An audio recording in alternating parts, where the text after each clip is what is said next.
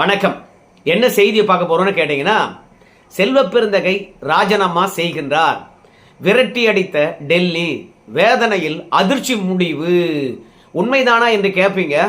செல்வப்பெருந்தகை அவர்கள் டெல்லிக்கு போன விஷயம், அதை தொடர்ந்து தமிழ்நாடு காங்கிரஸ் கட்சியினுடைய தேர்தல் பொறுப்பாளராக இருக்கக்கூடிய கிரிஷ் சோடங்கர் பல கேள்விகளுக்கு பதிலளித்திருக்கின்றார். அதையும் பார்க்க வேண்டியதாக இருக்கிறது.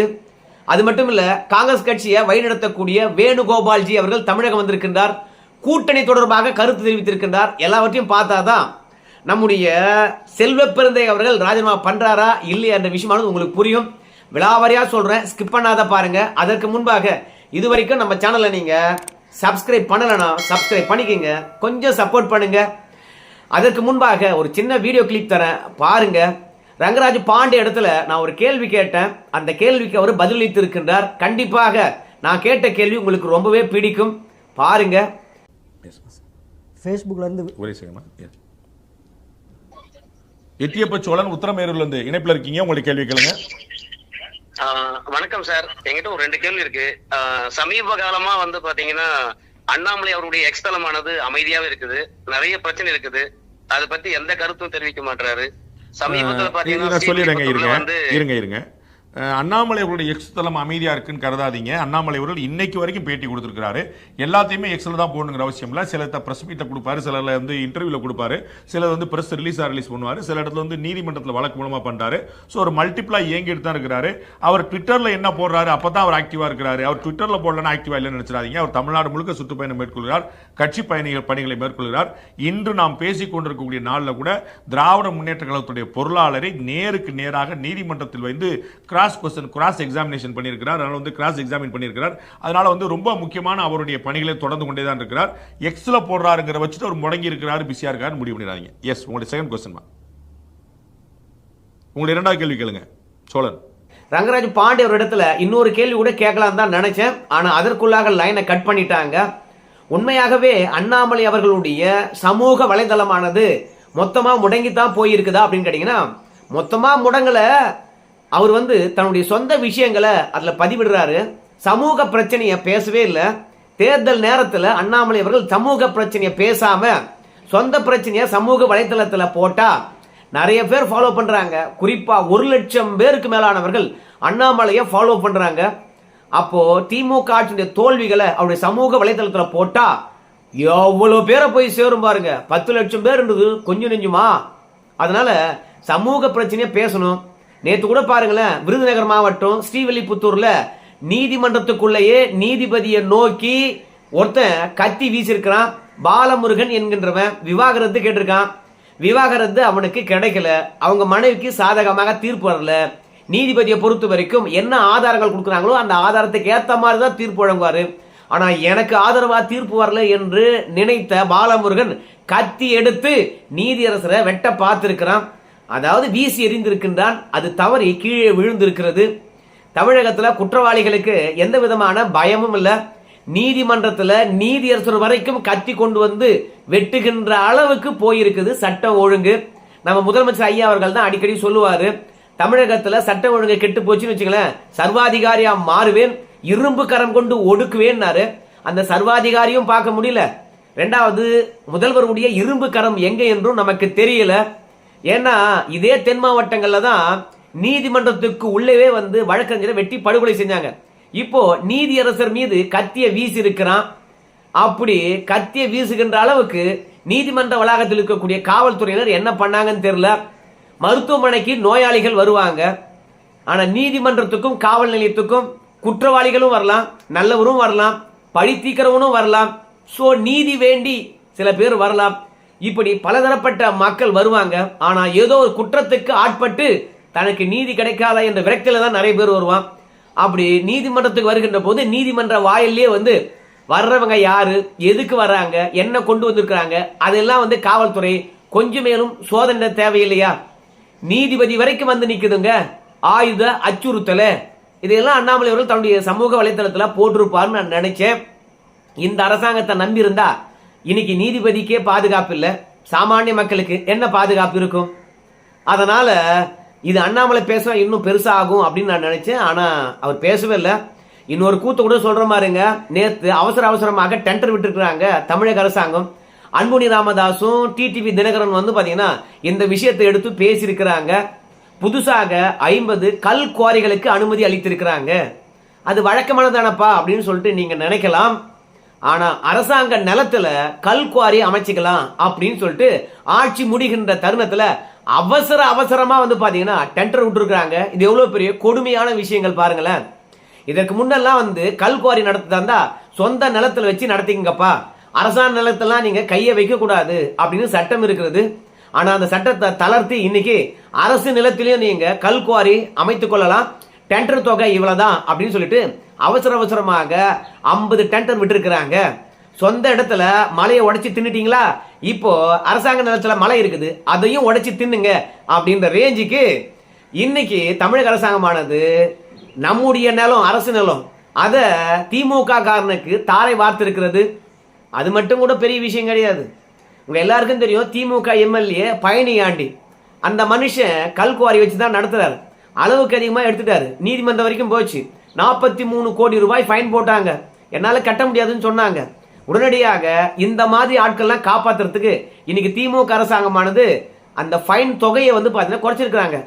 சட்டவிரோதமாக 1 டன் கல்குவாரியில கனிமங்களை வெட்டி எடுத்துட்டு போனீங்கன்னா 75 ரூபாய் கட்டினா போதும்.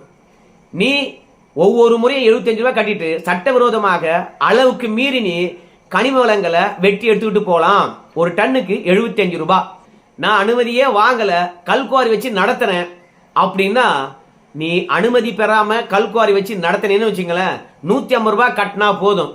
நீ அனுமதி பெற்றா என்ன பெறாட்டா என்ன, 1 டன்னுக்கு 150 ரூபாய் கட்டிட்டு நீ கல்குவாரிக்கு அனுமதி வாங்காம நடத்தலாம். ரெண்டாவது, எங்க வேணாலும் நடத்தலாம். அதான அர்த்தம். எங்க மலை இருக்குதோ, எங்க வந்து பாத்தீங்கன்னா போக்குவரத்து வசதி இருக்குதோ, மக்கள் குடியிருப்போ, மருத்துவமனையும் எதை பத்தியும் கவலைப்பட தேவையில்லை. நீ அனுமதியே தேவையில்லை, கல்குவாரி வச்சு நடத்துறியா, ஆனா அரசாங்கத்துக்கு 150 ரூபா 1 டன்னுக்கு கட்டிட்டுனா நீ என்ன வேணாலும் பண்ணலாம் அப்படின்னு வந்து பழனியாண்டி போன்றவங்க அதிகப்படியான கனிம வளங்களை சுரண்டிட்டாங்க அப்படின்னு நீதிமன்றமானது பல்கா ஃபைன் போடுகின்ற போது அவ்வளவு ஏன் கட்டுறீங்க, 1 டன்னுக்கு 75 ரூபாய் கட்டுங்க போதுமே. அதே மாதிரி அனுமதி இல்லையா, 150 ரூபாய் கட்டிட்டு நீங்க வெட்டி எடுத்துட்டு போங்க அப்படின்னு ஆட்சி முடிகின்ற தருவாயில கனிம வளங்களை சுரண்டுறதுக்கு ஒட்டுமொத்த கதவையும் திறந்து விட்டுருக்குது திமுக அரசாங்கம். அடுத்து வருகின்ற தலைமுறைக்கு மழையும் இருக்காது போல இருக்குது, மண்ணு இருக்காது போல இருக்குது, மணலும் இருக்காது போல இருக்குது. ஸோ அந்த அளவுக்கு திமுக காரங்களுக்கு சலுகை செய்து இருக்கிறது. ஏன்னா அடுத்த ஆட்சி வந்து டெண்டர் விடும்போது திமுக காரனுக்கு கொடுக்கலனா, அதனால ஆட்சி முடிகின்ற தருணத்துல நாமளே நம்ம மக்களுக்கு விட்டு போலாம் அப்படின்னு சொல்லிட்டு முதலமைச்சர் இந்த முடிவு எடுத்துக்கார் போல இருக்குது. ஆனா இதை பத்தியெல்லாம் அண்ணாமலை பேசுவான்னு பார்த்தேன், ஆனா பேசவே இல்லை சமூக வலைதளத்துல. அதே மாதிரி மீடியாவிலும் இதை பத்தி பேசவே இல்லை. அது தொடர்பாகத்தான் நம்ம ரங்கராஜ் பாண்டே கிட்ட கேட்டேன். ஆனா பொதுத்தளத்துல ஆக்டிவா தான் இருக்கிறாரு அப்படின்னு சொல்றாரு. சரி, அதை தாண்டி நாம வந்து பாத்தீங்கன்னா செல்வ பெருந்தகை விஷயத்துக்கு வந்துருவோம். நேத்து செல்வ பெருந்தகை பொறுத்த வரைக்கும் 4 விஷயத்தை முன்னிறுத்தி டெல்லிக்கு போனார். முதல் விஷயம், கிரிஷ் ஷோடிங்கர் அவரை மாத்தணும். ரெண்டாவது, மாணிக்கம் தாக்கூர், அதுக்கப்புறம் பிரவீன் சக்கரவர்த்தி அவர்கள் பேசக்கூடாது. மூன்றாவது, பிரவீன் சக்கரவர்த்தி மாணிக்கம் தாக்கூர் மீது நடவடிக்கை எடுக்கணும். நான்காவது, திமுக காங்கிரஸ் கூட்டணி இருக்குல்ல அதை உறுதிப்படுத்தணும். இந்த 4 கோரிக்கைக்காக தான் போனாரு. ஆனா மல்லிகார்ஜுன கார்கே அவர்கள் என்ன சொன்னார் தெரியுமா? நம்ம செல்வ பிறந்தை அவர்களே சொல்றாரு, ஒரு நிமிஷம் கேட்டு வந்துருங்க. நிறைய ஸ்டேட்மெண்ட்ஸ் எல்லாம் வருது, அது எல்லாம் அவருக்கு தெரியும், எல்லாருக்குமே தெரியுது, அவருக்கு வந்திருக்கு, எல்லாம் வந்திருக்கு, அவரு பாத்துக்கிறேன்னு. செல்வ பிறந்தை அவர்களை பொறுத்த வரைக்கும் டெல்லிக்கு போயிருக்காரு, அறிக்கையை கொடுத்திருக்காரு. ஏன் செல்வ பிறந்தைக இதை தூக்கிக்கினா டெல்லிக்கு வந்த, நாங்க தான் மீடியாவிலே பார்த்துட்டு இருக்கோமே, ஏன் நீ மட்டும்தான் எங்களுக்கு தகவல் சொல்லுவியா? ஏன் அதே மாணிக்கம் தாக்கூர் சொல்ல மாட்டாரா? இல்ல பிரவீன் சக்கரவர்த்தி அவர்கள் சொல்ல மாட்டாங்களா? எங்களுக்கு தகவல் எல்லாம் சொல்லிக்கிட்டு தான் இருக்கிறாங்க, யார் சொல்லாம இருக்கிறாங்க? இதை தூக்கி டெல்லிக்கு வந்திருக்க, கிளம்பியாயோ போயா, பார்த்துக்கிட்டே இருப்போம் என்ன நடக்குதுன்னு பார்த்துக்கிட்டே இருப்போம் போயா அப்படின்னு சொல்லிவிட்டு நம்முடைய மல்லிகார்ஜுன கார்கே அவர்கள் விரட்டி விட்டு இருக்காரு. அது மட்டும் இல்ல, மல்லிகார்ஜுன கார்கேவா முடிவெடுக்க போறாரு, அவர்கிட்ட போய் அறிக்கை கொடுப்பதுக்கு சாதிக்காரன் என்ற அடிப்படையில போய் அறிக்கையை கொடுக்கிறாரு நம்ம செல்வ பெருந்தகை அவர்கள். ஆனா மல்லிகார்ஜுன கார்கேவுக்கு முடிவெடுக்கின்ற அதிகாரம் கிடையாது. நம்முடைய ராகுல் காந்தி தானே முடிவெடுக்கக்கூடியவரு.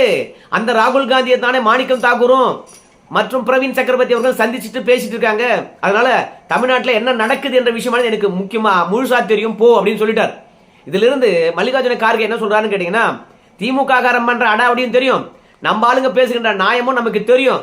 அதனால நீ அறிக்கை கொடுத்து திமுக காரனை காப்பாத்தாத, போய் காங்கிரஸ் கட்சிக்காக வேலை பாரு அப்படின்னு மல்லிகார்ஜுன கார்கே அவர்கள் நம்ம செல்வ பிறந்தை அவர்களை விரட்டி விட்டுட்டாங்க. போன உடனே செல்வ பெருந்தகை வாங்க, எதுக்காக வந்திருக்கீங்க அப்படின்னு கேட்பாங்கன்னு பார்த்தாங்க. தமிழ்நாட்டில் நடக்கிற விஷயம் எனக்கு தெரியுங்க, அத்தனையும் பார்த்துட்டு இருக்குங்க, நீங்க போங்க அப்படின்னு சொன்ன பிறகு திமுக சொல்லி அனுப்பின விஷயம் எதுவுமே செல்வ பெருந்தையால சாதிக்கவே முடியல. ஒரு பக்கம் திமுக, இன்னொரு பக்கம் காங்கிரஸ், இடையில நம்ம செல்வ பெருந்தகை யாருக்காக பதில் சொல்லுவாரு? அதான் மனம் நொந்து போய் இந்த பதவியில் இருப்பதை விட விலகிடலாம் அப்படின்ற முடிவுக்கு வந்தாரு. அதையும் மல்லிகார்ஜுன கார்கே கிட்டே சொல்லியிருக்கிறாராம். ஏன்னா கூட்டணி தொடர்பாக திமுக காங்கிரஸ் மோதி கொள்வது எனக்கு சரிப்பட்டு வரலைங்க, நான் பதவி ராஜினாமா பண்ணிக்கிறேன் அப்படின்னு சொல்லியிருக்கிறார் போலுக்குது.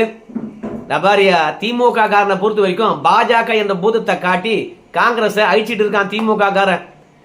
பாஜகவை எந்த கட்சியுடன் சேர்ந்து வேண்டுமானாலும் நம்ம விரட்டலாம். ரெண்டாவது, இப்ப இல்லை என்றால் எப்போது வேண்டுமானாலும் பாஜக காரனை விரட்டலாம். ஆனா இப்ப கட்சியை காப்பாத்தலனா என்னைக்கும் கட்சியை காப்பாற்ற முடியாது, போயா செல்வ பெருந்தக அப்படின்னு சொல்லிட்டாங்க. ஒரு வாரம் பொறுத்துக்கோ, நீ ராஜினாமா பண்றியா இல்ல கட்சியிலேயே இருக்கிறியான்றதெல்லாம் முடிவு பண்ணிக்கலாம் அப்படின்னு ஒரு வாரம் டைம் கொடுத்து செல்வ பெருந்தைக்கு அனுப்பியிருக்காங்களாம். செல்வ பெருந்தைக்கு தன்னுடன் இருக்கக்கூடியவங்க கிட்ட புலம்பி தீர்த்திருக்காரு. திமுக தலைமைக்கும் இந்த விஷயத்த சொல்லியிருக்கிறாரு. என்னையா நீ உன்னை நம்பி காங்கிரஸ் கட்சி தலைவர் பதவியை வாங்கி கொடுத்தா திமுகவுக்கே ஆப்பு வைக்கிற, இது கூடமா பாத்தீங்கன்னா உன்னால செய்ய முடியாது, 2 பேருடைய வாயை மூடிட்டாவே போதுமே, ஒட்டுமொத்த காங்கிரஸ் கட்சிக்காரங்களும் அமைதியா இருப்பாங்களையா அப்படின்னு திமுக சொல்ல, எஜமா கவலைப்படாதீங்க, காங்கிரஸ் கட்சியில எனக்கு ஆதரவாக எம்எல்ஏக்கள் இருக்கிறாங்க, அவங்க அத்தனை பேரும் ஒன்னா சேர்ந்து இந்த மாணிக்கம் தாக்கூர், பிரவீன் சக்கரவர்த்திக்கு எதிராக நடவடிக்கை எடுக்க சொல்லி கடிதம் எழுதி சொல்றேன் டெல்லிக்கு. காங்கிரஸ் எம்எல்ஏக்கள் ஒட்டுமொத்த பேரும் கடிதம் எழுதுதான் நினைச்சுக்கிட்டு இவங்க 2 பேரும் மீதும் நடவடிக்கை எடுப்பாங்க, கம்னு இருங்கோ அப்படின்னு திமுகவை சமாதானப்படுத்தி இருக்கின்றாராம். சரி, திமுக காங்கிரஸ் கூட்டணி இருக்கா இல்லையா அப்படின்னு கேக்குறீங்களா? அதுக்கு தமிழ்நாடு காங்கிரஸ் கட்சியினுடைய தேர்தல் பொறுப்பாளர் நியமிக்கப்பட்டிருக்கக்கூடிய நம்முடைய கிரீஷ் ஷோடிங்கர் அவர்கள் என்ன பதில் சொல்றாருன்றதை ஒரு நிமிஷம் கேட்டு வந்துருங்க. திமுகவோட கூட்டணி தொடர்ந்து 2026 தமிழ்நாடு சட்டமன்ற தேர்தலுக்கு காங்கிரஸ் பேரவையில் திட்டம்.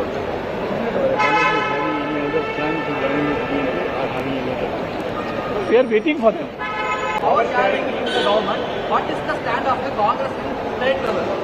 The MK has not communicated to us about anything about the power and this. This is our internal talks. When the alliance talk will start, we'll get to know exactly what they are saying and what we are saying. We will inform you after our talk.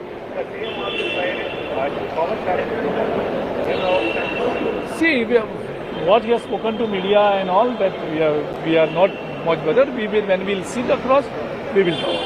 Girish ஷோடிங்கர் அவர்களை பொறுத்த வரைக்கும் திமுக கூட்டணி இருக்குதா அப்படின்னு கேட்கும்போது நாங்க wait பண்றோங்க, பொறுத்து பார்ப்போம் அப்படின்னு சொல்றார்.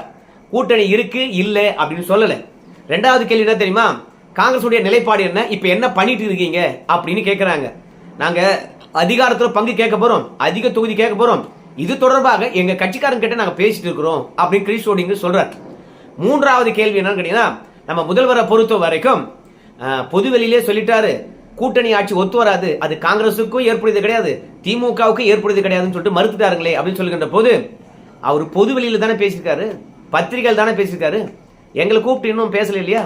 எங்களை கூப்பிட்டு பேசட்டும், அதுக்கு பிறகு நாங்க உங்ககிட்ட சொல்றோம் எங்களுடைய நிலைப்பாடு என்ன, அவங்களுடைய நிலைப்பாடு என்ன என்பது பேசினா தானே தெரியும் அப்படின்னு சொல்லியிருக்கிறாங்க. கூட்டணி இருக்கா இல்லை என்ற விஷயத்துக்கு கிரீஷ் ஷோடிங்கர் அவர்களை பொறுத்த வரைக்கும் கூட்டணி இல்லை என்பதை தான் உறுதிப்பட சொல்றார். எப்படின்னு கேட்டீங்கன்னா, நாங்க வெயிட் பண்றோம், அது திமுக சொல்லட்டும், எங்களுடைய முடிவு கூட்டணி இல்லை என்பதுதான். அதனால தான் நம்ம கிரீஷ் ஷோடிங்கர் அவருடைய முகத்துல சிரிப்போடு பார்க்க முடியாது. பாசிட்டிவான எண்ணம் இருந்தா திமுக இணக்கமா போற மாதிரி இருந்துச்சுன்னு வச்சுங்களேன், முகத்தை இறுக்கமா வச்சிருக்க வேண்டிய அவசியம் கிடையாது. திமுக கிட்ட பெருசா எதிர்பார்க்கறாங்க. இப்போதே பாத்தீங்கன்னா எல்லாம் பிரச்சனை தீர்ந்துட்ட மாதிரி ரிலாக்ஸா காட்டிக்கிட்டோம்னா திமுக ஏறி அடிப்பான். அதனால கிரீஷ் ஷோடிங்கரை பொறுத்த வரைக்கும் அப்படியே டைட்டா விரப்பா நின்றுக்கிட்டு திமுக கூட்டணியா என்று சொல்லுன்ற போது பொறுத்து பார்ப்போம், நீங்க கூட்டணி என்று போட்டுறாதீங்க, உங்களை கூப்பிட்டு நான் சொல்றேன் அப்படிங்கிறாங்க. அது மட்டும் இல்ல, வேணுகோபால்ஜி வந்திருக்காரு. அவர் தான் பாத்தீங்கன்னா கட்சியை வழிநடத்தக்கூடியவர். அவர் இன்னைக்கு 5 மணிக்கு நான் பேசுறேன், பொறுமையா இருங்க அப்படின்னு சொன்னாரு, நான் வீடியோ எடுக்கின்ற இந்த தருணம் வரைக்கும். அது மட்டும் இல்ல, திமுக காங்கிரஸ் கூட்டணி இப்போது இருக்கின்ற நிலையில கூட்டணி இல்ல. செல்வ பிறந்தை அவரை பொறுத்த வரைக்கும் இந்த கூட்டணியை ஒருங்கிணைக்காம திமுக காங்கிரஸ் கூட்டணி உருவாகாம கட்சி பதவியில் இருக்க முடியாது. அதனாலே முன்கூட்டியே பாத்தீங்கன்னா ராஜினாமா பண்றதாக சொல்லி இருக்கிறாரு. ஒரு விஷயத்தை விட்டுட்டேன், இருந்தாலும் கடைசியில் உங்களுக்கு சொல்றேன். இந்த போஸ்டரை பாருங்க, நம்முடைய சன் டிவி காரனுக்கு எவ்வளவு வன்மம் பாருங்க. மாணிக்கம் தாக்கூர் அவர்களை பொறுத்த வரைக்கும் பதவியை ராஜினாமா பண்ண போறாராம். ஏன்னா திமுக ஆதரவுல ஜெயிச்சிட்டாராம். ஆனால் மாணிக்கம் தாக்கூர் அப்படி சொன்னாரான்னு கேட்டிங்கன்னா கிடையாது. எவ்வளோ கற்பனை, எவ்வளோ வன்மம் பாருங்க. அடா எம்பி பதவி என்பது எனக்கு மயிருக்கு சமம், கட்சி தான் முக்கியம் அப்படின்னு சொன்னார். அதற்கு பிறகு சொன்னார், திமுக காரன் மட்டுமே எனக்கு ஓட்டு போட்டு நான் வெற்றி பெறலை, காங்கிரஸ் கட்சிக்காரனும் வேலை பார்த்து தான் வெற்றி பெற்றிருக்கும், அதனால இந்த பதவியை நான் ஏன் ராஜினாமா பண்ண போறேன் அப்படின்னு சொன்னார். ஆனால் இங்கே மாணிக்கம் தாக்கூருக்கு எதிராக சன் டிவிக்காரனே வன்மத்தை கக்கறான். ராஜினாமா பண்ண போறதில்லைன்னு சொன்ன பிறகும் ராஜினாமா பண்ண போறான்னு போடுறான். ஆனால் செல்வ பிறந்தகை அவர்கள் டெல்லி தலைமை கிட்ட ராஜினாமா பண்ணிக்கிறேன் அப்படின்ற விஷயத்த சொல்லியிருக்கிறாரு. பண்ணிக்குவாரா இல்லை கூட்டணி உருவான பிறகு என்னால் தான் கூட்டணி உருவாச்சு, நான் தான் இருக்க பிடித்தேன் காங்கிரஸ் தொண்டர்களையும் திமுகவையும் அப்படின்னு பேர் எடுத்துக்குவாரான்னு பொறுத்து வந்து பார்க்கலாம். எல்லா முடிவும் திமுக கிட்ட தான் இருக்குது. பொறுத்து வந்து பார்ப்போம். நன்றி நண்பர்களே.